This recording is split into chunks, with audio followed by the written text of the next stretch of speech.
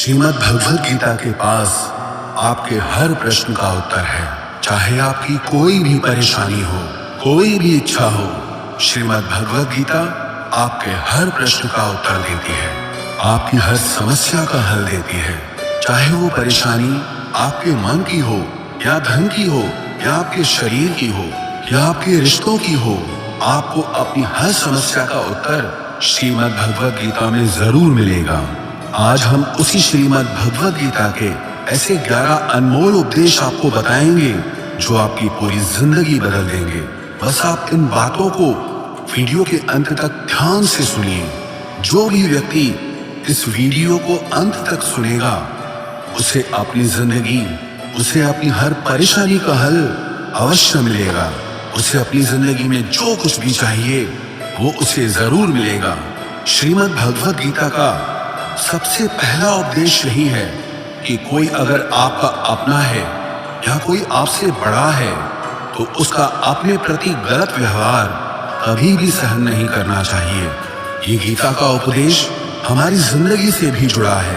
हम भी अपने मन की अधिकतर तकलीफों को ये सोचकर जिंदगी भर सहते रहते हैं कि ये तो मेरा अपना है, ये तो मेरा बड़ा है, इसको हम कैसे कुछ कह सकते हैं।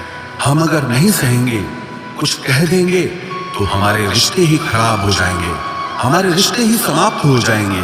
पर सोचने की बात यह है कि उस व्यक्ति को आप अपना कैसे मान सकते हैं जो आपकी तकलीफों की वजह हो।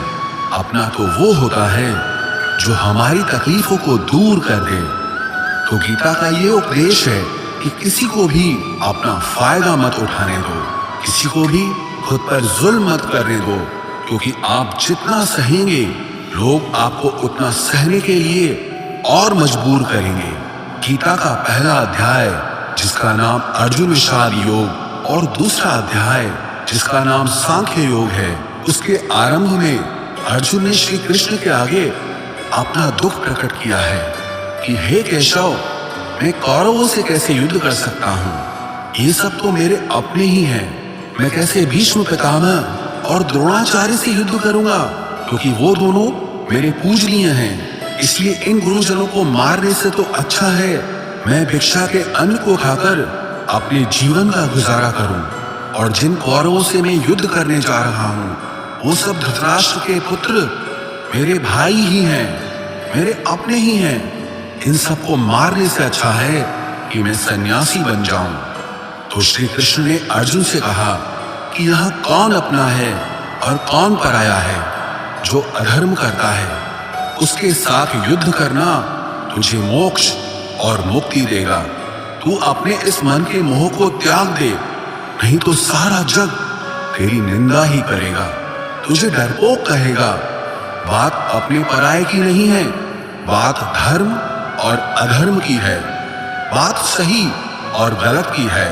अगर तू गलत को सहेगा, उसका अंत नहीं करेगा, तो गलत करने वाले को और बल मिलेगा, वो और भी गलत करेगा। इसीलिए मन के मोह को त्याग करके वो युद्ध कर। महाभारत की एक और कहानी भी है। जब अर्जुन के पुत्र अभिमन्यु की युद्ध में मृत्यु हो जाती है, तब अर्जुन बहुत दुखी होता है, रोने लगता है। वो श्री कृष्ण से कहने लगा कि मेरा पुत्र अभिमन्यु मर गया है, मैं ये दुख बिल्कुल भी सहन नहीं कर सकता, मैं भी अपने आप को समाप्त कर लूंगा।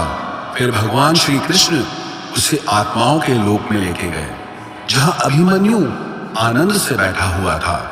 क्योंकि उसने क्षत्रियोचित व्यवहार किया, इसलिए उसे उत्तम पद की प्राप्ति हुई। जब अर्जुन अभिमन्यु के पास रोते रोते पहुंचा, अपने पुत्र को देखकर अर्जुन बहुत प्रसन्न हुआ। उसे गले से लगाकर कहने लगा कि हे पुत्र, तेरे बिना तो मैं जी ही नहीं सकता, मैंने तो अपने जीवन की आशा का ही त्याग कर दिया है। तो अभिमन्यु कहने लगा कि आप कौन हैं? अर्जुन बोला, मैं तेरा पिता हूँ, तू मेरा पुत्र है अभिमन्यु। तो अभिमन्यु कहने लगा कि कौन पिता कौन पुत्र, मेरे हजारों जन्म हुए हैं, किसी जन्म में आप मेरे पिता बनते हैं और किसी जन्म में मैं आपका पिता बनता हूँ। आत्मा का न कोई माता होता है न कोई पिता होता है। जब अर्जुन ने देखा कि मेरा पुत्र मुझे पहचान भी नहीं रहा, तो उसका सारा मोह खत्म हो गया। इसलिए गीता के इस उपदेश को ठीक से समझ लो कि यहाँ कोई अपना पराया नहीं है। जो बुरे वक्त में, तकलीफ के वक्त में हमारा साथ दे, सिर्फ वही हमारा अपना है, बाकी सब पराए हैं। गीता का दूसरा उपदेश यह है कि जो चला गया है कभी उसका दुख मत करो, और जो आने वाला है उसकी बिल्कुल भी चिंता मत करो। जब महाभारत का युद्ध चल रहा था तब अर्जुन ने श्री कृष्ण से कहा कि अगर ये युद्ध हुआ तो करोड़ों लोग मारे जाएंगे। जो सैनिक और योद्धा इस युद्ध में मारे जाएंगे उनकी स्त्रियों का क्या होगा, समाज कैसे आगे बढ़ेगा, और भी बहुत सी बातें अर्जुन ने विस्तार से कही हैं। तो भगवान श्री कृष्ण ने कहा, अशोचा नन्वशोचस्त्वम प्रज्ञावादांश्च भाषते गतासून अगतासूश्च नानुशोचन्ति पंडिताः। श्री कृष्ण बोले, हे अर्जुन, तू बड़ी बड़ी ज्ञानियों जैसी बातें करता है, लेकिन जो सच में ज्ञानी होता है, वो जो लोग मर चुके हैं, जा चुके हैं या एक दिन जाने वाले हैं, उनकी चिंता नहीं करता है, उनका दुख नहीं करता है। तेरे हाथ में कुछ भी नहीं है, तू चाहकर भी कुछ कंट्रोल नहीं कर सकता। जीवन और मरण ये तो प्रकृति की नियति है। इसीलिए जो ज्ञानी होता है वो किसी के मरने पर भी रोता नहीं है। ज्ञानी जन ना ही बीते हुए कल का शोक करते हैं और ना ही आने वाले कल की चिंता करते हैं। इसीलिए जो होने वाला है वो होकर ही रहता है, और जो नहीं होने वाला है वो कभी नहीं होगा। ऐसा निश्चय जिसको समझ में आ जाता है, जिसकी बुद्धि में आ जाता है, उसे कभी कोई चिंता नहीं सताती, कोई दुख नहीं सताता। हमारे सारे दुखों का कारण ही यही है, या तो हम जो वक्त गुजर चुका है उसे सोच सोच कर परेशान होते रहते हैं, या भविष्य की चिंता कर करके खुद को बीमार कर देते हैं, नष्ट कर देते हैं। गीता का ज्ञान हमें यही सिखाता है कि ना तो हम बीता हुआ कल बदल सकते हैं और ना ही आने वाले कल पर कंट्रोल कर सकते हैं। हमारे हाथ में सिर्फ वर्तमान है, सिर्फ आज का ही पल है। हमारा 98% तनाव और चिंताएं भूतकाल और भविष्य काल के बारे में सोचते रहने से होता है। हम हमेशा उसी में ही जीते रहते हैं, मगर वर्तमान में कभी नहीं जीते, इस पल को कभी नहीं जीते।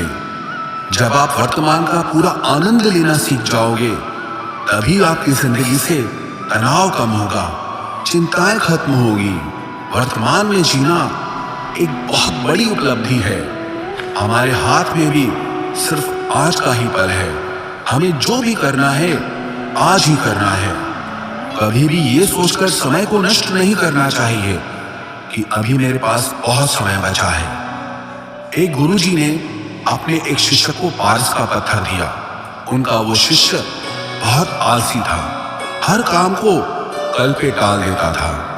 तो गुरुजी ने उससे कहा कि मैं तुझे ये पारस पत्थर दे रहा हूं। इस पारस पत्थर से जब तू लोहे को स्पर्श कराएगा तो वो लोहा स्वर्ण बन जाएगा, सोना बन जाएगा। और ये पारस पत्थर मैं तुझे 1 महीने के लिए दे रहा हूं। जब 1 महीना समाप्त हो जाएगा तब मैं तुझसे ये पत्थर वापस ले लूंगा। तब तक तू इस पत्थर को अपने पास ही रख। गुरुजी का वो शिष्य बाजार में लोहा खरीदने के लिए गया। जब बाजार में वो लोहा खरीदने पहुंचा तो उसे लोहे का वो रेट बहुत महंगा लगा। उसने कहा थोड़े दिन रुक के ले लूंगा, जब लोहे का रेट कम हो जाएगा। और उसकी बुद्धि में ये बिल्कुल नहीं आया कि इस लोहे को मैं सोना बनाकर बहुत अधिक धन बना सकता हूँ। लेकिन उसके मन की सुस्ती, उसके मन का आलस्य, उसकी वजह से उसने उस काम को कल पे टाल दिया। ऐसे ही करते करते पूरा महीना समाप्त हो गया। फिर गुरुजी उस शिष्य के पास आ पहुंचे कि बताओ तुमने कितना सोना बनाया। शिष्य बोला कि मैंने तो अभी सोना बनाना शुरू भी नहीं किया। तो गुरुजी ने कहा मुझे मेरा वो पारस पत्थर वापस चाहिए। शिष्य बोला कि नहीं, मुझे थोड़ा वक्त दीजिए, मैं थोड़ा सोना बनाना चाहता हूँ। गुरुजी ने कहा कि ये पारस पत्थर पूरा 1 महीना तेरे पास था पर तू कुछ नहीं कर पाया, लेकिन अब समय समाप्त हो चुका है। ऐसे ही ये हमारा जीवन है, हमारी जिंदगी है, और ये समय ही पारस पत्थर है। हम समय के एक एक पल से अपने जीवन को सोना बना सकते हैं, लेकिन हमें ये लगता है कि हमारे पास बहुत समय बचा है, एक दिन जिंदगी को जी लेंगे, एक दिन जिंदगी में खुश हो जाएंगे। लेकिन वो दिन कभी नहीं आता और हम जिंदगी भर भागते रहते हैं, चिंता करते रहते हैं, दुखी होते रहते हैं, लेकिन जिंदगी को जीना, खुश रहना हम भूल जाते हैं। इसलिए गीता का ज्ञान हमें ये सिखाता है कि आप आज में जीना सीखो, इस पल में जीना सीखो। गीता का तीसरा उपदेश यह है कि मौत से डरना बिल्कुल व्यर्थ है। श्री कृष्ण ने गीता में कहा है कि ये संसार मृत्यु लोक है, जिसका भी जन्म हुआ है वो एक दिन जरूर मर जाएगा, जिसका आरंभ हुआ है उसका अंत अवश्य होगा। हम इसे रोक नहीं सकते। जैसे हम रोज कपड़े बदलते हैं, वैसे ही हमारी आत्मा नया शरीर धारण करती है। मृत्यु सिर्फ इस जीवन का एक नया आरंभ है, इस जीवन का अंत नहीं है। आत्मा कभी नहीं मर सकती और ना ही उसे कोई मार सकता है, लेकिन मौत का डर मनुष्य को सबसे ज्यादा लगा रहता है। मौत का दुख भी इंसान को सबसे ज्यादा होता है। एक पेड़ में दो पक्षियों का जोड़ा रहता था। उन दोनों को एक दूसरे से बहुत प्रेम था। उन्होंने साथ जीने मरने की कस्में खाई थी। एक दिन वहां एक शिकारी आया और उसने एक तीर चलाकर वहां पेड़ पर बैठे मादा पक्षी को मार दिया। तो वो अकेला नर पक्षी रोने लगा कि मैं तुम्हारे बिना कैसे जी पाऊंगा, तुम्हारी जगह मेरी मृत्यु आ जाती, मेरा जीवन तुमको मिल जाता। वो रो रो के बहुत विलाप करने लगा। इतने में ही उस शिकारी ने दूसरा तीर चलाया और उस नर पक्षी को भी मार दिया। वास्तविकता में ये कहानी हमारी ही है। हम भी रोते रहते हैं जब कोई मरता है तो, लेकिन हमें ये नहीं पता कि एक न एक दिन हमारा भी जीवन समाप्त हो जाएगा। हम भी उसी मृत्यु के पेड़ पे ही बैठे हैं, लेकिन शरीर का मिटना हमारा अंत नहीं है। श्री कृष्ण ने अर्जुन से कहा कि हे अर्जुन, तेरे और मेरे अनंत जन्म हुए हैं, तुझे कुछ भी याद नहीं है, लेकिन मुझे सब याद है। जो व्यक्ति इस सत्य को समझ ले कि मैं यहाँ इस संसार में कुछ समय के लिए आया हूँ, उसकी जिंदगी के सारे झगड़े, सारे दुख, सारी चिंताएं ही समाप्त हो जाएंगी। जब इस संसार से जाना ही है तो दुख इस बात का। पहले के जमाने में साधु महात्मा लोग पैदल यात्रा करते थे। यात्रा करते करते वो एक नगर में पहुंचे। वो महात्मा बहुत थक चुके थे।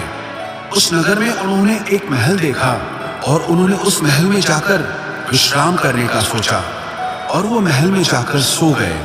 जब उस महल में वहां का राजा पहुंचा तो अपने पलंग पर उस महात्मा को सोता देखकर बहुत हैरान हो गया। राजा उस महात्मा से पूछने लगा कि तुम मेरे महल में कैसे घुस आए और मेरे बिस्तर पर सो रहे हो। महात्मा कहने लगा, ये तुम्हारा महल है, मुझे तो लगा ये धर्मशाला है। तो राजा ने कहा, आपको मेरा महल धर्मशाला कैसे लगा? तो महात्मा ने राजा से प्रश्न किया कि तुमसे पहले इस महल में कौन रहता था? तो वो राजा बोला कि मुझसे पहले मेरे पिता यहाँ पर रहते थे और उससे पहले मेरे दादाजी यहाँ पर रहते थे। तो महात्मा ने फिर प्रश्न किया कि क्या तुम इस महल में हमेशा रहोगे या तुम्हारे बाद कोई और रहेगा? तो राजा कहने लगा कि मेरे बाद मेरा पुत्र इस महल में रहेगा। तो महात्मा राजा से कहने लगे कि जिस जगह पर रहने वाले बार बार बदल जाते हो उसे घर कैसे कह सकते हो? वो तो धर्मशाला ही है। इसीलिए तेरे महल को धर्मशाला समझकर मैं इसमें रात बिताने के लिए आ गया। धर्मशाला जान जग को, जीव सब मेहमान है, मोह किससे मत करो, सब स्वप्न का सामान है। यदि हम भी इस बात को समझ लें कि हम यहाँ कुछ समय के लिए आए हैं, आनंद करने के लिए आए हैं, खुश रहने के लिए आए हैं, तो हमारे सारे दुख ही समाप्त हो जाएं। जब हम अपना मोह यहाँ जमा लेते हैं, अपना दावा यहाँ जमा लेते हैं कि ये मेरा है, इसे मैं छोड़ नहीं सकता, इसके बिना मैं जी नहीं सकता, तो हमारा जीवन दुखों से भर जाता है। इसलिए जीवन में मृत्यु का भय त्याग करके जीवन का प्रतिपल आनंद लेना चाहिए।